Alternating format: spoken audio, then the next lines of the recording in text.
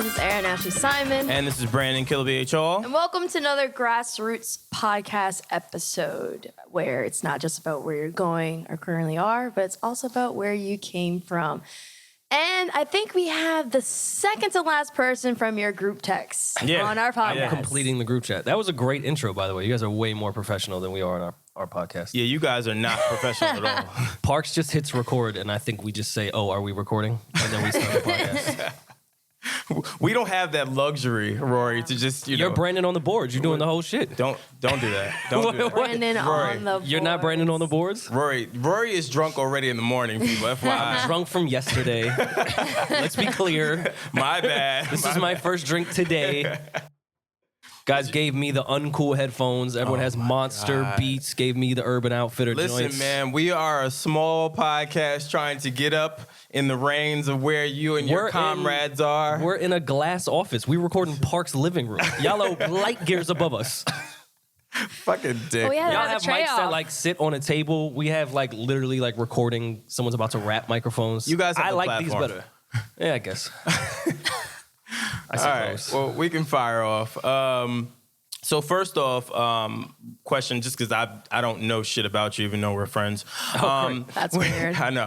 Where did you get your first start within the music industry? How did that come about? I was an intern at Def Jam when I was about 19. I think this was 2009 or 10. 2010. Okay. Yeah, I started interning for Gabby Peluso, who was the GM of Def Jam at the time. Okay. This was when Def Jam was dope. That era. Yeah, the Gabby era. Yeah, when Gabby was holding shit doon.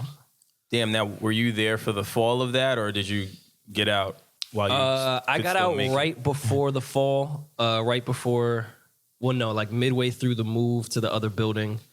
For the people that do know, Def Jam used to be in an amazing fucking office on 50th and 8th. 50th and 8th. It was beautiful. It was 2 floors. It was amazing. You can look at when Dame spazzes on Kevin and Kaiser. Yeah. It's like a quick tour of how dope that office was. He don't know that? No, he knows that. So wait, all right, the people at his company don't know that? Right, maybe not. And then I was at, I think that's 1750 Broadway for like a month, and I was working for Sha Money at the time. Sha left to go to Sony. And I left when he left because I didn't want to work for anybody else but Sha. Gotcha. Okay.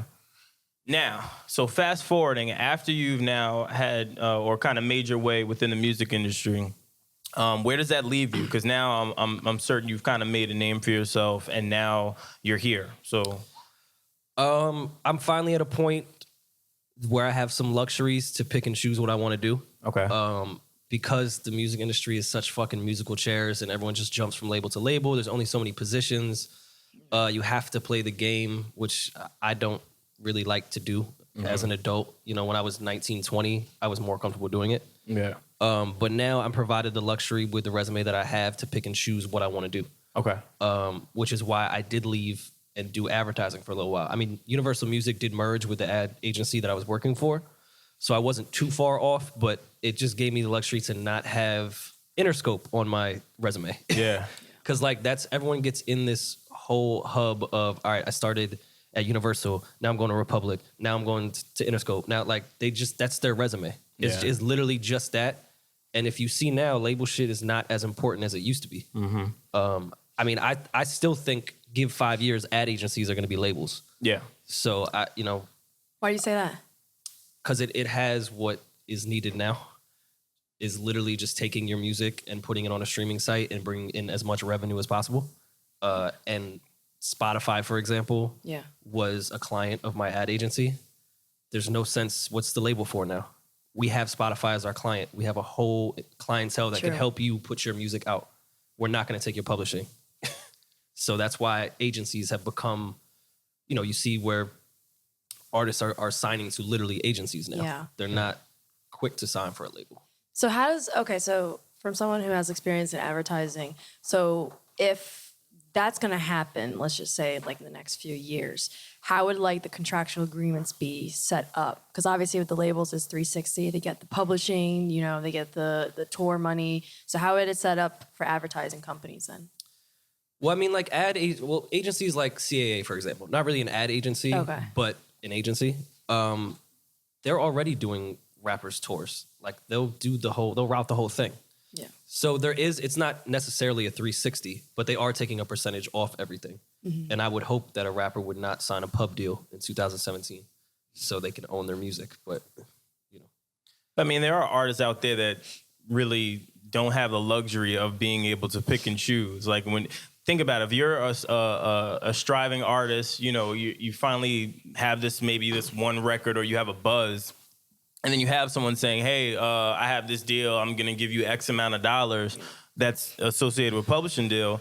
It's kind of like, how do you walk away from that? Well, I'm not of the belief that labels are completely obsolete. I still think labels can take, if you're very much unknown, they can make you a star. They'll put you in the places you need to be. If you have talent, you'll last. If not, it'll just be a quick money grab for a label, i.e. why Atlantic is signing the Big Shaq guy and the Cash Me Outside girl for single deals. It's like, all right, let's just make as much money as we can possible, which I think they thought was going to be for Cardi, and that went otherwise. I'm curious what Cardi's deal is, because I'm sure they gave her the same Cash Me Outside girl deal. It has to have changed. She made history again. It's like 3 songs. She's in the top 10. Like motorsport. But humor me. My thing is this, right? Do you remember Fetty did the same thing, even more to a degree that Cardi did? Nah, but I think, Yeah. That's I like Fetty a lot, but that rise to fall is probably one of the bigger ones ever. Do you think that Fetty came a little too soon, though? I think it's easy. Yeah, to your point. You think his sound came a little too soon? I think they just put all that music out at once, and it was cool when you have 15 records on Billboard. Yeah. But now your anticipation is way too high.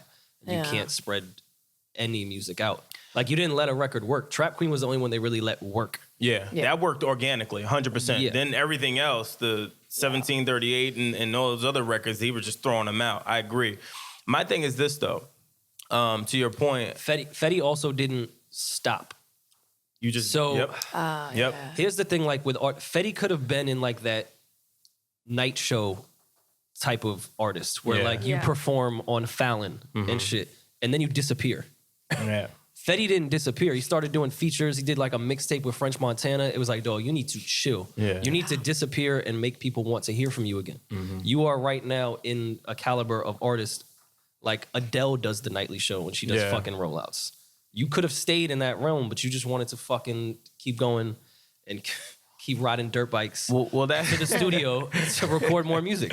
Yeah. That was the thing I don't understand. It's almost like I equate it to being like a hustler. Like when you're in the streets, you get money, and it's hard to walk away from that type of money that you're getting. Well, and money, I guess, in this point is in both aspects between money and fame. So for him, he's like, all right, I got 5 records popping right now. We've also seen how that drug dealer movie ends every time. That's true. That's true. But that's what I'm saying. It's never ended well. Yeah, it's never ended well. But I'm saying for him, I'm just assuming that it's one of those things where he looked at it like, fuck, I'm doing all this. I'm super successful. Every one of my records that I'm putting out is a smash. Why do I need to stop? I need to keep doing this.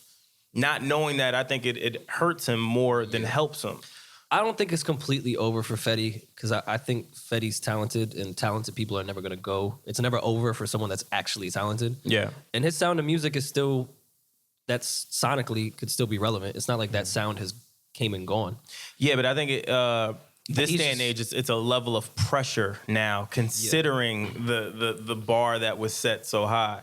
And it's kind of like a catch-22. It's like, all right, I have these amazing records, and most artists don't really like to hold on to records. So it's like, A, do I put out 1 or 2 records and just stash the other ones? Or B, do I just roll them all out and then just see what happens? So it's kind of like, what do you do? It's a patience game. I mean, like you were saying, like Fetty Wap just was putting too many things out. Like one artist who I think has done a good job with the patience game is Designer.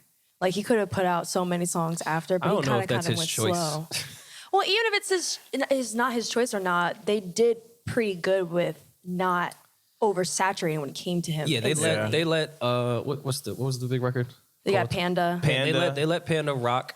Like they worked that record. Then the Timmy Turner shit was good, and then I don't know what the fuck happened. It was like one more record after that, which I think it was a good record. I just don't think it was the right record to follow up Timmy Turner. Yeah. But even him, you can see with what he said recently about, you know, people saying that he fell off and all this other shit, I didn't really buy that. I really looked at that like, all right, I'm starting to feel a little pressure. I'm starting to feel like This is Fetty or designer? this is designer. Designer. And he's like, you know, I didn't fall off. I got this big house, this big mansion, cool. But it's one of those things where he's like, he's kind of showing his cards. He's kind of looking at it like, if you're reading between the lines, it's like one of those things where, I think you're feeling the pressure his more than version anything of, else. does it look like I got leftover bad and bougie? Yeah, it's not what it really is. So I think that's the thing. I don't think that he's comfortable. I think he's in a little bit of a panic mode, frantic mode, and I think he's gonna figure it out. I think he's talented. He's in the right camp, you know, to do it. I don't see why he wouldn't be able to. But I mean, when you again, have one of Mike those Dean people, at your leisure to just work with, you should be okay. Yeah. And then, I mean, the one thing with designer is that he's good with melodies. And if you have Mike Dean and you're good with melodies, I think you'll be okay. Yeah, I think so too. We shall see. I wish the best for both Fetty and designer. I hope they all do well. I like them. Listen, they're millionaires. They're fine. They're not doing that bad. They're not doing that bad. Million to go quick with that lifestyle. That's true. Buying mansions And shit. Fetty got what? 12 kids now? 12, yeah. Oh my gosh. Jesus really? Christ. Is he close to what's the NFL player who has like 14 kids? A lot of them. I can't think. I was about to say, it's mad NFL players. No, there's like one that has the most, and the person who is probably close to him is like Dwight Howard. I didn't even know Dwight Howard had a lot. Yeah, I of didn't kids. know. Yeah, what are you talking about? How many kids does he have? He has several. Damn, word. Yeah. Shit. That's crazy. That's wild. Pull out game week. Hi. So early on, who was someone that kind of took a liking to you and saw your potential and wanted to bring that out of you? Gabby sort of, when she's not, I mean, I was just another intern when I had started there, obviously.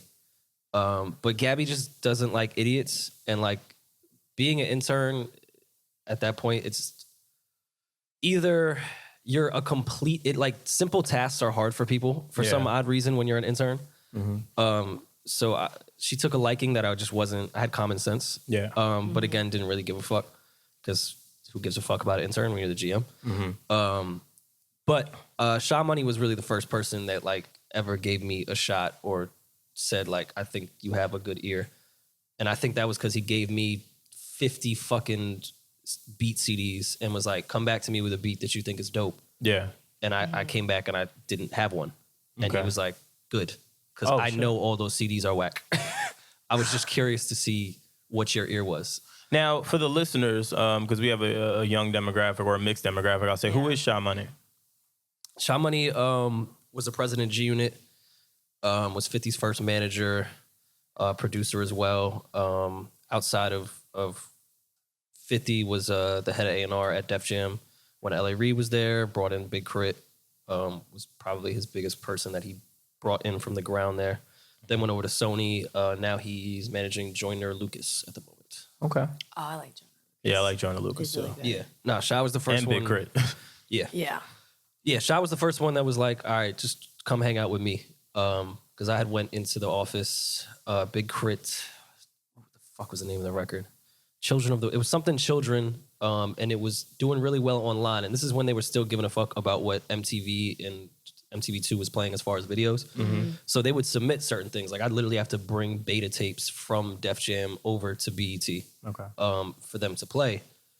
So I went into, we had like some video meeting, and I had spoke up when Sha was in it, and he was the only one fighting for Krit. I was like, hey, we should submit this Krit video because it's getting 200,000 views on YouTube. But they were like, oh, no, we're only focused on MTV right now. We're not going to submit. We don't care what the internet's They doing. wasn't fucking with that shit. And it wasn't even that. It was 2010. People were on the fucking internet in 2010. Yeah, basically. So when I had said that, Sha had took a liking to me. He was like, all right, you're young and get it. Come hang out with me. And it was just on from there. And then I ended up working for him after I interned for Gabby. Dope. Oh man. Gotta love it. Gotta love it. The little...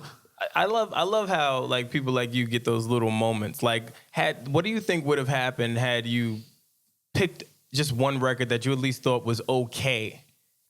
I think about that shit all the time. Because like I interned, at that point I was interning like Monday, Thursday, Friday or some shit. And I was working at American Eagle at Newport Mall in between. I do think like, what if that meeting was on You look Wednesday? like an Amber comic. Son, I used to just sleep in the fucking changing rooms, or them shit's fitting rooms. Yeah. I was the worst employee ever. I was literally the worst employee ever. I'm shocked they let me there that whole summer. Oh man. So do you feel like the role of A&R is going to change as the industry further changes more? I mean, it's kind of a deaded art as of now. There's not really A&R. There's not artist development. But again, I don't know if you need artist development as much because these kids are so intact with their fans and they talk to them every day. Like the fans, this is the first time the fans really, really know the artist. The consumer is the smartest the consumer's ever been. Yeah. It's hard to fake the consumer now. Mm-hmm. So I mean, of course, artist development helps when you're creating a star. But I think between A&R and finding talent, it's all in front of you with tangible numbers. The kids are talking to their fan base. The fan base knows who they are. They're very open. Mm-hmm. So, I mean, it's kind of rightfully dead. I know people argue all the time, I wish there was more A&Rs. I wish there was more artist development. The way the kids move now, I don't think they need it. When you want to create a star, for example, like with Cardi B, she'll need some artist development to be created, like to really be a star. Yeah. But at the same time, we know Cardi B. So we know when it's going to be fake and when it's not going to be fake. So how much can you really do? And A&R, shit. When was the last time A&R actually signed an artist? Yeah. 2009? That doesn't really happen anymore, until your point. But the other thing is, as well, when you think about artist development, I think in this day and age, fans empower artists to have that connection with them versus before. Like this day and age, back then when you were having A&Rs, you weren't even allowed to talk to fans, like to be that personal and to have that connection. Like you were supposed to be, like an enigma, like a ghost. Like I feel like Eminem and that whole shady camp, they still kind of move like that. They're very cryptic. They're very secretive and like a secret society. Whereas anyone else, or new artists, they're all very public. And if something's going wrong, they got to break up. First thing I'm doing is I loved her, or what I'm saying, it was over a blanket or whatever the fuck it is. Whereas back then, that shit wouldn't happen. Yeah. A lot of times you would be shelved just because they didn't know what to do. Like it's a complete flip-flop, which I think is interesting. I think artist development is around, but it's just not the label level. Like I think it is within like when the artists are independent and they're crafting and trying to find their sound. Because there are a few artists out there that started with one sound, wasn't working, then they changed it, and now it's like shit's popping. Like that happened to 24 Hours. When he changed his complete sound. Mm-hmm. People didn't even know it was the same person.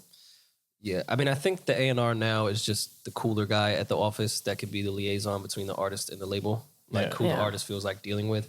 I don't know, Brandon, I know you know him, Orlando. Yep.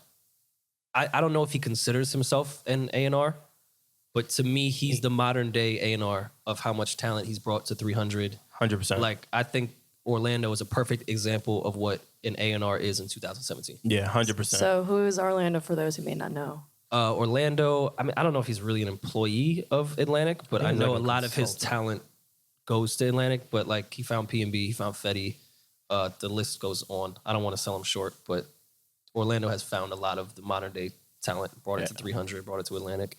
And he actually molds these artists too. Like he's one of the rare people, with the exception of like Berg, that I've actually seen be in the studio with an artist and is actually coaching them, like actually telling them what to do. Whereas nowadays, a lot of people that are A&Rs, they just, all right, sign this artist, cool, and then that's it, go create. Yeah. They're not really in the studio creating and getting, records and trying to cultivate the artist. So seeing him work, I've seen it, so I can attest to that. So it's kind of like the A&Rs are just managers or people who are kind of like in that helpful role. Yeah. Because would you consider Coach K as one? I mean, he's just a phenomenal fucking manager. He's just good at everything as far as placing artists with brands he thinks are great, as well as just finding talent. I don't understand someone that age that could be this good at knowing what kids like. Yeah. Coach K deserves a lot of fucking credit. he's far from just a A&R, a manager. Well, yeah. That Coach K. He's kind of like a hybrid. Like he's doing fucking everything. he's named correctly. He's Coach K. Yeah, basically. It's like Coach He's K done is some great. really epic shit when you think about it, though. Yeah, he's done a lot. Like all those guys, that's a lot. Yeah. Shout out to Coach K. This has been Yeah. a very industry episode, by the way. Yeah, A lot well, of name dropping. I know, right? And normally we don't, though. Yeah, we don't. You come over here and fucking corrupt our fucking shit. We try to Listen, stay man, away you from ask some- current you events, and ask then you some start talking about questions. Cardi and all this other You good asked shit. questions, I answered them. But you know what's crazy? Like we talk about it like we know, but there are people that actually have no idea any of the stuff we're talking about. Yeah, well, that's the good thing too, which I think makes this conversation, because somebody like Rory has been around in so many different channels and different atmospheres where he's able to really give both sides of the fence, be it working in a corporate office like a Def Jam, and then not doing that and getting a quote unquote regular job and still being able to, talk about these things. So I think that that's dope. So now let's fast forward. Joe Budden Podcast. Yes, with Rory and Maul. Yes, with Rory. Well, that's the one thing I keep saying. With Rory and Maul. I saw Let's a picture. make that clear. I saw a picture the other day. I was hysterically laughing. It was a post that said Joe Budden, and then it said, I don't know if you added it or somebody, but somebody added your name, like cropped it in Shout with out- Rory, and then shout out to somebody them. else put in another name and put with Maul. I thought that was the funniest Shout out to shit whoever ever. did that. Rest in peace, I'll name this podcast later. Yeah, word. God damn it, why do we name it? Yeah, I don't know why y'all named it, but whatever. But Marketing, I guess. yeah, I guess it's something. Joe's Even though I become thought that was somewhat like the coolest name, though. I'll name that podcast later because it's just it kind of was. I mean, in the larger scale, like the longer conversation, it's easier to Google. It's easier to tell people. It spreads faster with advertisers. Yeah, It's just easier. yeah, I know it sucks because I'll name this podcast later was the greatest name ever, Yeah. but just for the bag in the long run, it made more sense. You gotta have to It brand just it. made more sense. yeah. But not that Joe needed any more ego boost. But How do you put up with this? Like, how does this work? I listened to the dynamic, and just knowing you both personally, you're both assholes to the 10th power. nobody could do that podcast but Maul and myself. Yeah, Like Yeah. you could. I mean, our circle of friends could do it. yeah, But like, when we were first starting it, when Marty was there and I was just helping with the production aspect of it, we were talking about like, oh, maybe we should get a comedian in here. Maybe we should add different types of people. And then it just kind of ran its course and was like, dude, the only people that could produce a great podcast with Joe and his antics and it feel organic and it not turn into screaming matches and it Yeah. be fun is his Yeah. friends. Like Yeah. the chemistry is there. I think that's why people like our podcast, because it sounds like three friends just kicking it. yeah, And everyone knows dealing with Joe, even he would say himself, is not the easiest fucking thing to do. Yeah. So it's better when his friends are involved if we're doing a regular kickback podcast. yeah. I think it's so funny. Like you and Joe usually go back at it. You just see Maul just like sitting there, and then out of nowhere, like 30 minutes into it, he'd be like, "Yeah, Do me and Joe go back and forth? Let the internet tell it. I'm a dick rider and agree with everything that Joe says. I don't know. I wouldn't say that. All we fucking do is argue. I was gonna say We there's- don't agree on anything. I was gonna say you guys go back and forth. There's times where you take a side on things where I think logically it makes sense, and then there's times where you guys for like a good 20 minutes are going back and forth with each other, and then Yeah. for those that don't know, then it spirals into our group chat, and they're still going back and forth with Pretty each much. other. So that's normally what happens. The shit don't really stop. It just trickles over, and then when we in person, it trickles over like we both randomly. We both like to argue, which is Yeah. not a good trait to have. Yeah. I wish I didn't have the trait of debate. Like I do think it sparks like an intellectual conversation. I think you get to know people more when you debate with them. But I literally oppose someone even if I don't. Just for the fuck of it. Just sake for of the- it. Yeah, but I think that's I don't the know. curious side of the both of you. You both like to push the envelope to see what a reaction is going to be. Like Well, you'll that's say when you you are like a record. yourself the most. Is Yeah. when the guard is down and you're angry, and this is how I'm going to react. And people get upset when they argue. I've argued so much, I know when to put emotion in it and when not to put emotion in it. Yeah. So it's just curious to see how people react when you oppose them. That's a trait amongst you guys. Joe picked at me when he came on. Yeah. You two with the headphones. Yeah. Listen, man, you But give I'm me the just whack chill. headphones. I'm just chill. I Those are expensive headphones. I was about to say, They I don't look know what whack. you- Those They don't are look it. expensive. Those are expensive. Yeah, those are expensive headphones. You got to do your Viewers, research. We're not naming it. We didn't get a sponsorship yet. I'm not plugging them. We're not naming those. The name is a really bad beer. You guys can research that on your own. Well, hey, I get shit for free, so I'm gonna take it. Talk your shit. Speaking of, there's a lot of product placement on this table right Word, I ain't gonna lie. Word. now. Let's get some of this Listen, shit down. yeah, I was about to say, get all of this. boom, We ain't gonna be giving y'all free pub. Ain't getting no checks, no nothing yet. But call us. Word. So, another question, curious question. I've always wondered this. I'm just never asked because I don't really care that much outside of doing it on a podcast. Oh, great! I can't wait. I cannot wait to answer this. Yes.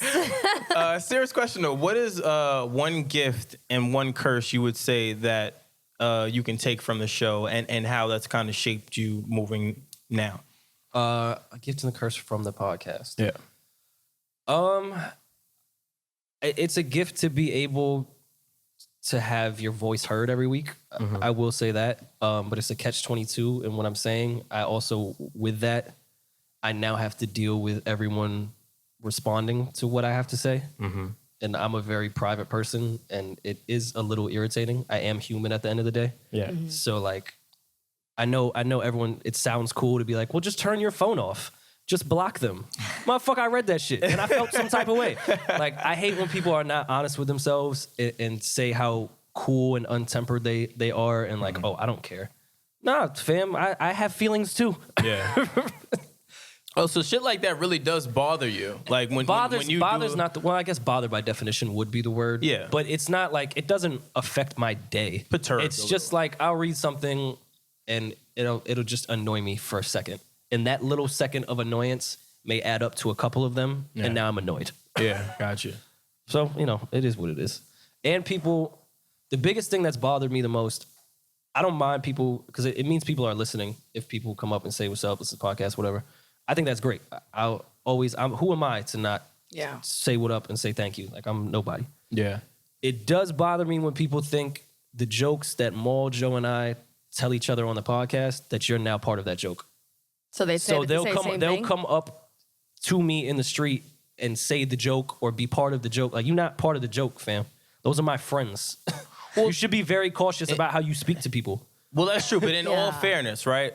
It's just like social media. When you tweet something or post something, the moment you post something, and in your case, you have a podcast. So the moment you record something, drop it, you're now putting it out there for public consumption where they can actually be a part of it and they can actually technically come up to you with the joke. No, they can. They have every right to. Yeah. But I mean, and also to your point of saying something and putting it out there, it also no longer becomes mine.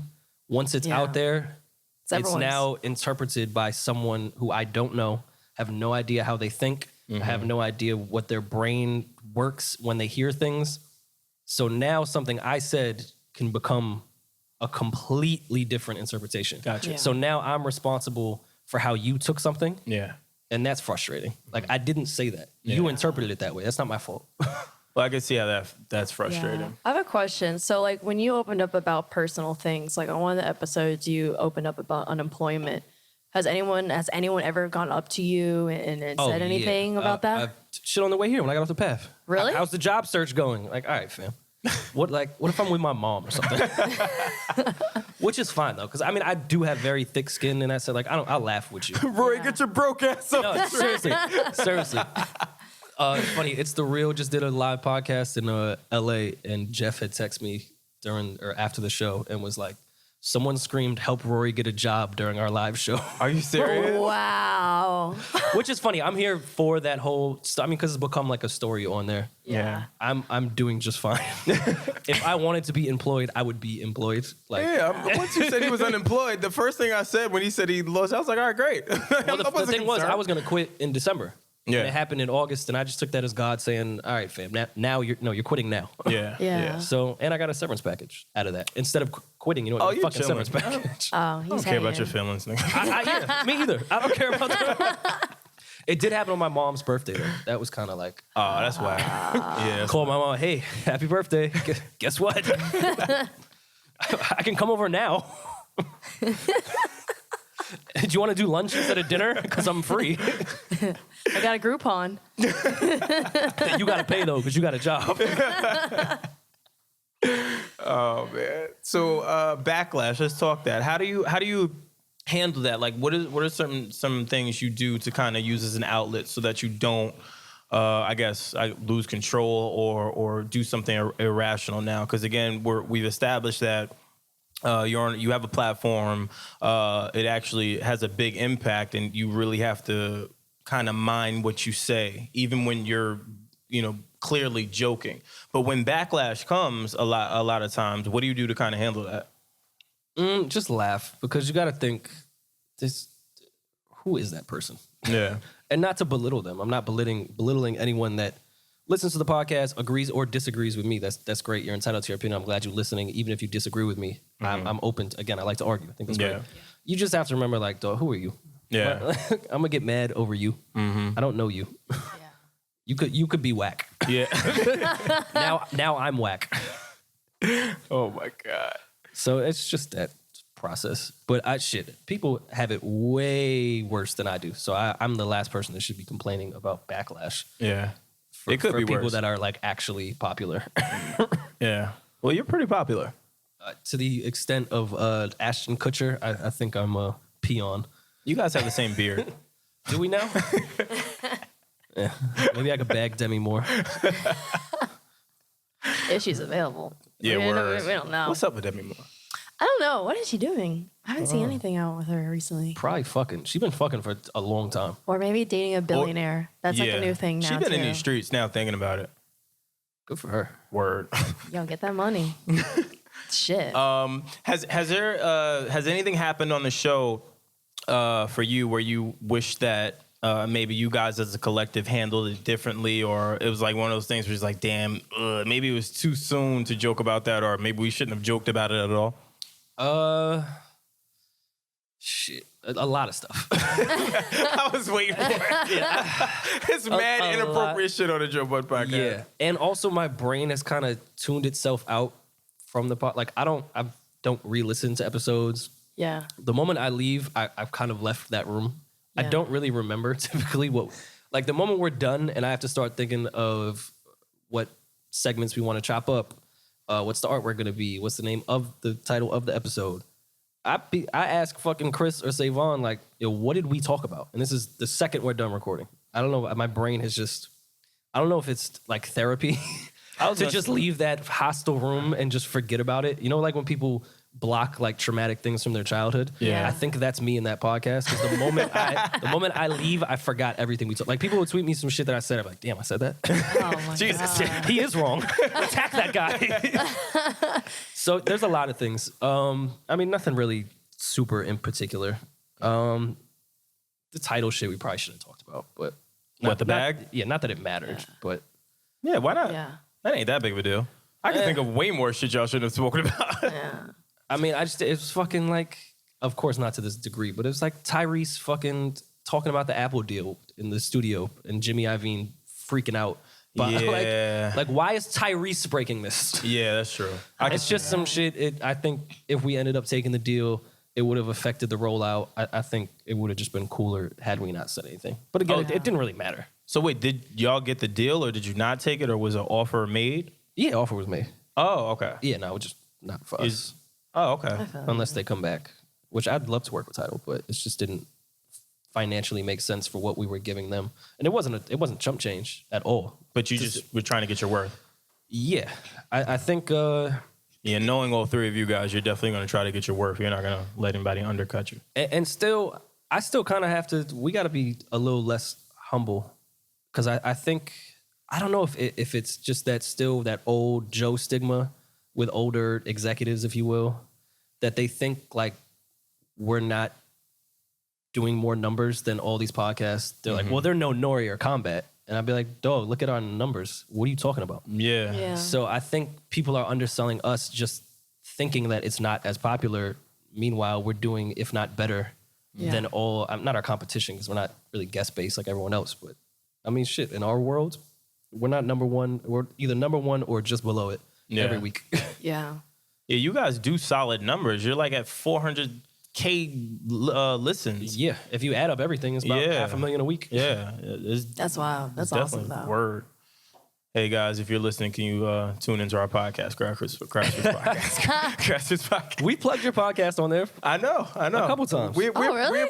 we appreciate it. dope. We definitely She don't do. even listen. So No, I listen to the podcast, Brandon was like, but "We're gonna have Rory on." She was like, "Who the fuck is that?" no, I know who you are.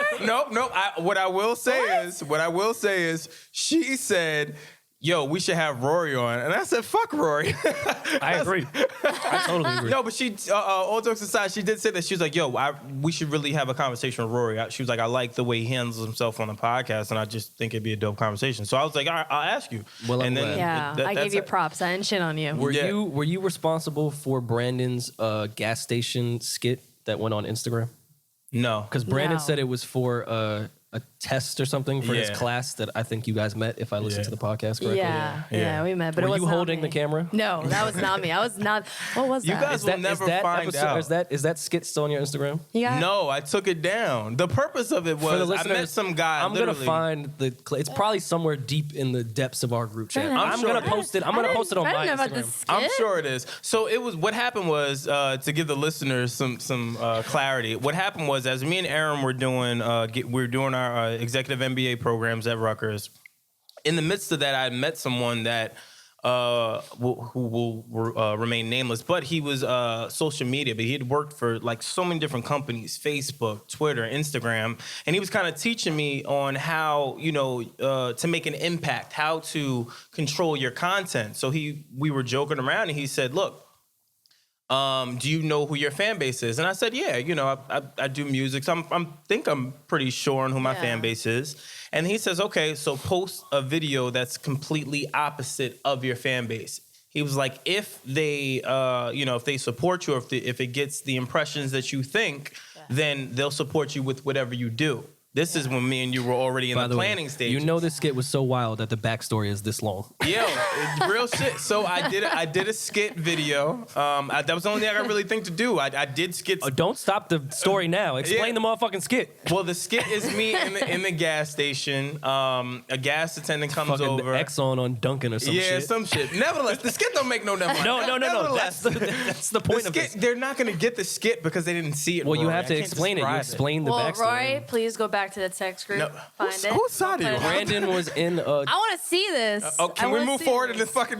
No. Brandon was like Continue. singing Fetty Wap, throwing dollar bills at a gas station. I wasn't throwing embarrassing dollar bills. himself. Mind belittling you, his okay, character. was it an embarrassing video? Yes, that was the purpose of it. But the amount of impressions I got The impressions. let me know that guy knew what the fuck he was talking about. It So worked. your group. But nobody was impressed with your Yeah, impressions. now mind you, I'm getting killed in my group chat. Yo, Brandon's losing it. Yo, we need an intervention with Brandon. We was Yo, is he concerned, drinking? man. Is he on drugs? Did anybody speak to him today? And I'm like, fam, I can read all of these messages in the group chat. Like, I see what's happening. We wasn't sure if you was still pumping I'm gas. fine. I'm fine. Meanwhile, my asshole friends are like, yo, are you still pumping gas? Did you get your Yeah. credit card back? And You all was this other. sniffing that gas is what you All was right, doing. okay, Rory. It's you know what? I kind of agree with what the guys said too, because I put up a video recently that's opposite of what I usually do, and numbers did pretty well. And that's Well, what was got your me skit? thinking. I didn't do a skit. I don't do skits. It was just like a random moment. Okay. Damn. Are you skit shaming? What the fuck? No, I just don't. Brandon do is skits. offended. No, I just have to say because Brandon is trying to get me to drop bars one day on a podcast. Erin got and I'm bars, like, man. absolutely not. Absolutely Yo, not. put a beat on. You have to see Nah. Erin when she walks in to record some days. I'm telling you, she has a rapper. The other night, we recorded an episode last night. She had on fucking J's with like leather pants and like a fur. I was like, yo, you Hollywood, fam. Like, So there's life outside the cool patches on the Yeah. Listen, green Yeah. shirt. All right. there's a more lot to of life Erin that after meets that. the eye. I'm telling you. I see. Just Yeah. speaking of that, now thinking about it, what's something that you're interested in that maybe people would not know about you, or it would, I guess, people would be shocked by? Like Abercrombie and Fitch. Outside, yeah, First outside. of all, I'm gonna kill you. it was about that. American Eagle, and I know for a fact Brandon has shopped at that American Eagle in Newport Mall. Yeah, that's what I thought. That's all right, listen. that how That's where y'all met? that's where you used to get the fire lumberjack shirts. Yeah, the flannels are fire at American Eagle. Fire. What y'all fucking talking Fire. about? American Eagle. Give us Great a call. fucking cardigans and all that shit. Yo, I ain't gonna lie. Yeah, they used to have some dope shit until I started working out and I couldn't fit shit. I went and put on a shirt one day. That shit ripped. I said, oh, let me hang this right back on up the rack. And walked right on out. What was the question? I don't. What's something that you're interested in or that you take a liking to that maybe people wouldn't really think or people would be shocked by? What do you like, knit? I actually have knitted before in Serial killer.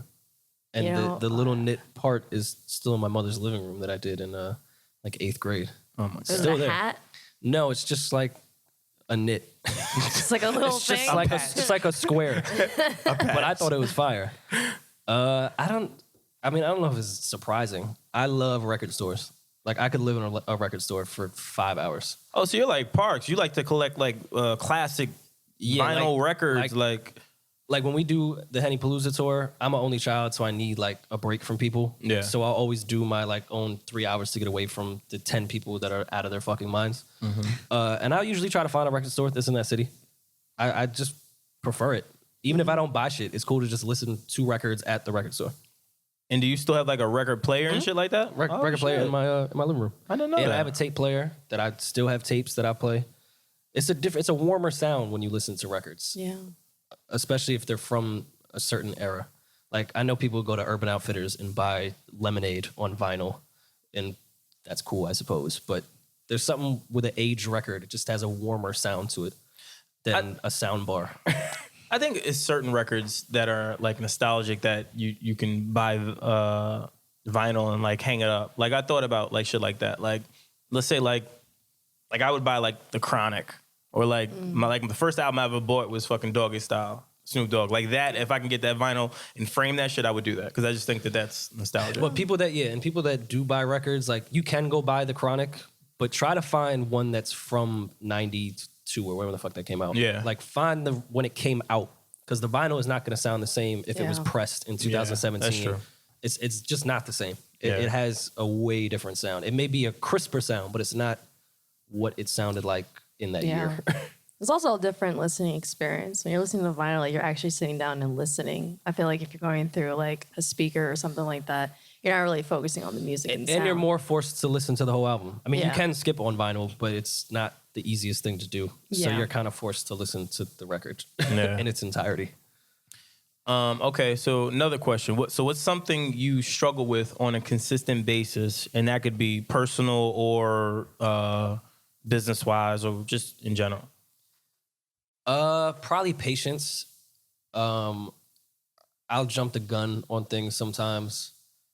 I don't know if that's out of passion or just out of love for whatever it is that I'm doing, but patience is something I struggle with, from waiting in line to get a water before I came here to the Tidal deal. Like patience is just something I've always struggled with. Yeah. And I don't know if that's like ADD or something, but patience is literally the hardest thing for me. Like me sitting down is insane. I was that psychotic child that was running around everywhere. Yeah. And now I'm that psychotic adult that does the same thing. Yeah. You're showing signs of being a serial killer, but that's for another episode. That's fine. I agree. I would put me on watch. Yeah. One day I'm 100%. going to snap. Yeah. All of you guys. All of you. And I'm going to kill the Erin people too. closest to me. So you live close by. Brandon. Let me just put family locator on my phone. This will be a creepy YouTube clip in 5 years. Word, this is going to end up on a documentary and shit years ago before Where Rory were the lost signs? it. Before he lost it, he showed signs of killing his We friends. didn't know. He was such a nice little boy at the time. Word. They would definitely give me the troubled youth. Yeah, 100%. He was such a nice kid. I don't know what happened. They got to stop with that bullshit. Yeah, I don't get that. All right, so my last question, how's the job search going? And the only reason I do ask that is because I looked at it almost like a blessing. Obviously, I listened to the podcast, and it is somewhat like a story, but it's almost like, I feel like it's almost like it's like a resume for you. Like you can use that as almost like a positioning tool. So I say that to say, like, have you gotten offers because of that? Like, because I got an offer the day I released the podcast that Joe had mentioned it the first time. I got an offer within an hour. Yeah, I like, wait, you don't have a job? Yeah, come here. But again, to repeat myself, I'm finally in a space where I can pick and choose the things that I want to do. I've done so much shit that I've hated just to survive. Yeah. And now I'm kind of in a space where I don't have to do that. So I want to be very particular in what I pick next. Yeah. I don't want to make the mistake of just doing something to fucking do it. Mm-hmm. And at the moment, by God's grace, money isn't a huge issue. So I have some security to find something that I actually like and not just be like, oh, that's a money grab. Yeah. Let me go be miserable over there. Yeah. Are you also holding off with the hopes of like things progressing with the podcast, just so it doesn't conflict with it?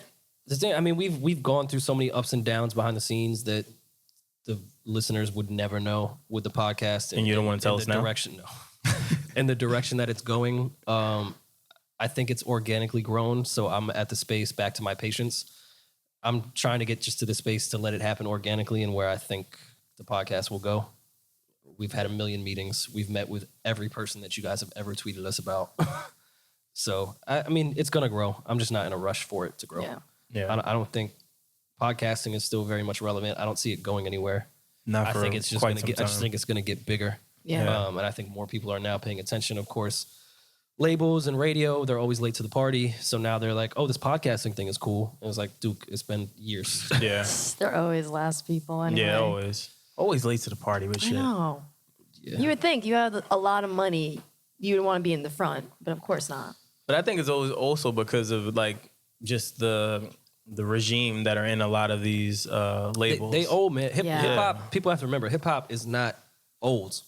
It's new. Like, Yeah. Jay-Z is the first artist we're seeing really age the way rock and roll stars have aged. Yeah. Yeah. We haven't seen, of course, there's artists older than Jay, but not as active as he's been.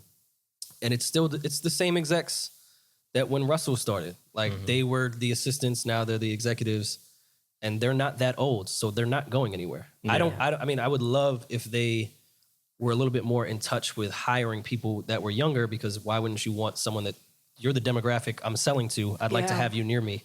Yeah. But they're not that old. They're middle aged. They have kids. I don't blame them for not, like, people are like, oh, for the culture, you should quit. Yeah. I got a mortgage and kids. Fuck the culture. So I get why there's still older execs that are holding everything to a certain extent. But I think people like Lior stay right on the verge of what's changing. Yeah. Yeah. So I think people like that are fine. But hip hop's not old, man. There's still everyone that started it is still around. It's still very young when you think about it. Like, we were having that conversation, and hip hop is what, like 30 years old or some shit like that. 78, It's like, 79 it started. Yeah, it's still a growing genre, and it's still now the number one most influential genre that's out there. And there's still, you know, so much more room to grow with it. Yeah, just think about it. Our parents or our grandparents are older than hip hop. Yeah, that's crazy. That's how new it is. My parents are older than hip hop. Yeah. That's how like new Significantly it still older is. than hip hop. Yeah, that shit is nuts when you think about it. Yes, it's a young genre, man. So it's curious. I'm curious to see. I think more people like Jay should continue, so it's not just a young man's game, as everyone says. Yeah. It's still possible to make those records. I mean, we see with Eminem now. I mean, I just wish they would have used a drum on that Beyonce and Eminem song. But Yeah. I mean, we see people aging in hip hop now. Yeah. What do you think about the record? I was waiting for the build up, Yeah. and the build up never came. Yeah. I wish someone had a snare in that studio that day. Do you think it was like a safe record for him? Like, it's like, Of course. I think the Yeah. names itself Well, I mean, sell that record. M in the latter part of his career has always grabbed a chick that could sing really well, that's popular, with Rihanna with that Skylar joint, and does Yeah. those records. They always go, that Beyonce Eminem record will be number one tomorrow. Yeah. It's safe, but I mean, I don't know. I love M, but I don't really need to hear him complain. Yeah. I just don't. I was kind of taken back by it. I didn't really like that part of it. Like, I'm used to him being very triumphant and very sure of himself, and to hear that vulnerable side where it's like, damn, you really care what these fucking people think? Like, who cares? Yeah, Like, yeah, and like in the middle of his career, which he did say that all the time, like with Who I Am and all that stuff. But it's like, dude, no one wants to hear a 45-year-old complain about people's opinions. Yeah. It was kind of like with the Tidal rollout when it was like Jay brought a bunch of millionaires on stage and was like, we need more money. And it's like, dog, we need money. So you just brought a bunch of people up there to complain as your rollout. Like, people are hungry. They don't need to hear millionaires complain. Yeah. Facts. Well, you know what? I'm fine with the song because it's going to be competing with Taylor Swift, so it's going to be for the culture. What's the Taylor Swift record? She's dropping a project, so she may not get number one if with M and Yes, Beyonce. she will. Taylor Swift will get number one. Over M? And Beyonce, she has such an avid fan too. That's I the feel one like thing. if drums came in that record, it would play on the radio more. Like, it just needed a drum and it would have been fine. They should drop that remix. very somber. Remix is adding the drums in. Where I'm saying, Just Blaze needs to just throw, it doesn't have to be a lot of drums, just a kick or a snare somewhere. Some little some. Yeah, when M shouts, just maybe add some drums, man. Yeah. When you when up and coming artists reach out to you, because obviously, like all of you, Maul, Joe, you guys always play up and coming artists on your platform. What's something that you would, I guess, advise them to focus on when building their brand or trying to cultivate? I mean, at the end of the day, your marketing's important, how you look, all that bullshit. Music is what matters and what's going to last. You should be putting all your focus and your money into that. Of course, you see people like the Catch Me Outside girl that just, they're making money off image. If you look at the people that have lasted and look at the people, like people say hip hop is dead or whatever, the rappers have always been number one. Yeah. Kendrick has always been number one in his era. Cole's, Kanye, like Lil Wayne, I think is a great rapper too. If you look at all the times people have said rap is dead or it's not talented, the talented people are always number one, no matter what era you think about. So focus on talent in the music because that's really what's going to last. And my biggest piece of advice for people, just in general, not just artists, don't get excited. Getting excited is the worst thing you could possibly do. You build yourself up, you're probably going to be disappointed. Take everything just as an opportunity. If you're meeting with a label or management or something, don't get excited, don't get invested. For the rest of your life, you're always going to run into things that are going to excite you. If you build it up, it's just going to be a way bigger letdown, and it's going to fuck with your art and how you do things. So just take everything on the chin. This is just another opportunity. Excitement will ruin you. I know that sounds morbid, but I promise you. Everyone has had an opportunity that this is going to work out, this is going to be great. You put all your fucking eggs in that basket, and then it doesn't work out. Things usually don't work out. Again, I know that's morbid, but in anything, with arts, business, just don't get excited. We can definitely don't get attest excited to that with like different guests and shit that we've booked, and then just usually the ones that are doing really well, they're just kind of like going day by day with if y'all it. think a guest is coming and they don't, and now you're sitting here upset, the next episode is gonna suck because you're gonna be thinking about that shit. Just take it as they might come. That's really where we're at with it. That happened, so that's actually good advice. I like our guests. Every single one of them. Y'all fucking Redman. Yeah. That's awesome. How was that drive to Detroit? Oh wow! Oh my God! Everyone in this room, we all did it. It wasn't that bad. I was on Adderall. I was chilling. I was fine. I had that first 3 hours coming back. That was hard. How long was that drive? 9.5 hours. Oh, it's light. Yeah. Oh, all right. I thought the that shit only was way reason worse. it was really bad is because towards getting close to Detroit, it started raining like a monsoon, and then the it truck always that we rains in rented, Detroit. It's constantly raining. The issue was the truck that we had was like the worst shit ever. Like the fucking wheel alignment was fucked up. I was about to say you keep playing like you ain't gonna get booked, man. First of all, when I went, I had nothing to do with this, Royce. I had nothing to do with this. Anytime I'm even near Detroit or flying over it, yo Royce, what's up, bro? Dead ass. How you doing, man? How's the kids?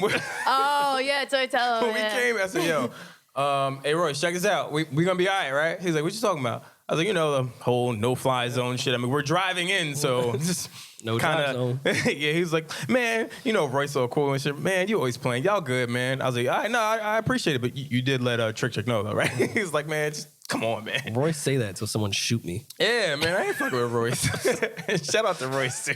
Man. Royce at home being a family man. I got bullets in my fucking arm. Oh my God.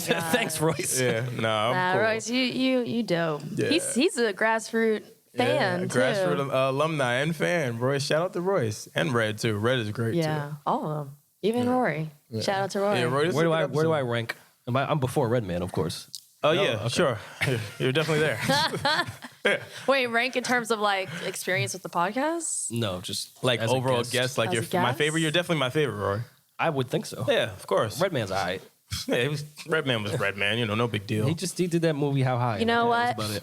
You know what? All guests matter. So All guests matter. I'm gonna say that. That is not true. All guests do not matter. Most guests don't. All of our guests matter. Who's next? Who's the next guest? I mean, we could say, I guess. Yeah, Tariq's girlfriend Oh. from Tariq's Power. girlfriend That's from nice. Power. She has some explaining to do. I'm glad Yeah, that- I have a lot. Yeah. I have a lot of questions. I want to know Yeah. why she drugged him. I want to know why. You know what I mean? She She was got him foul. out here in these streets, set him up. I got mad questions. Yeah. I got mad questions. So we're gonna shoot her in the opening scene. Yeah, I hope not. He already caught a body. It's too late now. No turning back. Might as well kill the family. Yeah, he's in the game now when you think about it. Yep. Fuck it. All right. Well, this has been great. Yes. Rory, thank you for coming on. Especially a course. lot of the jewels you dropped. Especially the last one. I wanted to touch on that. A lot of people do build up things and dreams, and that's great. But I think that's some real shit that you said about knowing when to kind of, even if you've never been to the Super Bowl, act like you've been there type of Yeah. mentality. Like making sure you're able to handle yourself and act accordingly. And just, if it doesn't work out and if it doesn't happen, it's not the end of the world. So I think that's dope, especially Yeah. with your journey. And a lot of people will get opportunities and stop what just got them that opportunity because Yeah. they think that's gonna happen. Yeah. And they'll just chill Like and be they like, made well, it. I got this shit cooking up, and then it Yeah. fails, and it's like, all right, well, you just wasted 2 weeks of your life not doing shit, Yeah, that's waiting true. for this deal to go through. Yeah. So hope is dangerous. Yeah, that's true. I do have a question. So obviously part of that experience is networking. And I'm sure you have a lot of people that probably come up to you and like want to like, oh, let's work and want something obviously from you. For someone who's trying to get into the industry or even get to the point where you are, like, what is the best way to network, but basically to the point where you're not looking like you're a dick rider or you are an opportunist or user? People are as accessible as they've ever been. I can Google your name and probably find your number and your address. Back to serial killer. Yo, serial Yeah, it's moving on up in that list. You can probably do that. So when you meet people, don't be as focused on getting their contact or trying to connect that way. Just leave a lasting impression on them as a person. Like if you have a good conversation with somebody, you can find their Twitter, you can find their Instagram, you can find their LinkedIn. Like everyone is so focused on, all right, well, let me get your email. And that's just a turn off for anybody. Yeah. So just leave a lasting impression as you as a human, and then find their fucking Twitter tomorrow and be like, hey, it was good chopping it up with you. This is what I have an idea for. Like instead of just being like, oh, here, put your email on my phone. It's like, fam, come on. Yeah, that's aggressive. I don't like that. Yeah. Yeah. So yeah, that's my advice with networking. Just get their contact. You already have everyone in the world's contact. It's called Google. Yeah. So just be a cool person, and that'll be a way better impression than, yo, let's build. I don't want to build with I anyone. hate the build line. Or let's work. Let's link. Shit, I want to see someone that asks, let's build, like actually build something. Like, nah, let's go. Let's go literally build, like let's go to Home Depot and build something. That's what I'm gonna do next. Are you free Saturday? Let's build a shed together. Fucking dick. I'm done with this guy. Once again, I'm Brandon Killabh Hall. And Wants to build, actually want to build something. call That's a Rory. fun fact about me. I want to build You some know his shit. Instagram, you know his Twitter. Yo, Call Rory. Google Rory. Contact Google him. Rory's number. Shit, my address probably on the internet. Tag my it. God. Let's build a shed. And our with guest, the shits. Rory, thank you for coming on. All right. Thank We you. out. Bye. Bye. Bye.